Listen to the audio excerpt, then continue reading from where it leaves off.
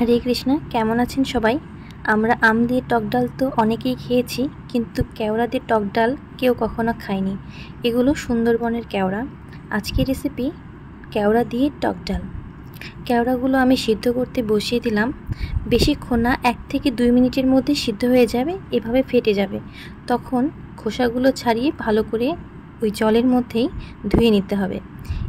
আটিগুলো আলাদা করে নিতে হবে। এই যে আমি সবগুলো আটি ছাড়িয়ে নিয়েছি আর খোসাগুলো আলাদা করে নিয়েছি।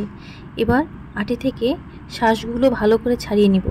আটিগুলো আলাদা করে নিলাম আর শাঁসগুলো থেকে ভালো করে ডলে ডলে চিপে চিপে আমি শাঁসগুলো বের করে নিচ্ছি। এই যে সেদ্ধ করা মুগ ডালের মধ্যে কেওড়া মিক্স করে নিব। এরপর কড়াতে তেল দিয়ে সর্ষে ফোড়ন দিয়ে দিলাম। সর্ষেগুলো ফুটে উঠলেই আমি ডালটা সম্বারা দিয়ে দিব। এরপর দিয়ে দিচ্ছি স্বাদ মতো লবণ আর হলুদ দিয়ে ডালটা সিদ্ধ করে নিয়েছিলাম।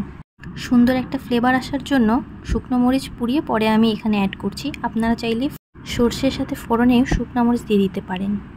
এরপর ভালো করে মিক্সড করে ঢাকনা দিয়ে ফুটিয়ে নিতে হবে। তাহলেই তৈরি আমাদের সুন্দরবনের কেওড়া টক ডাল। হরে কৃষ্ণা।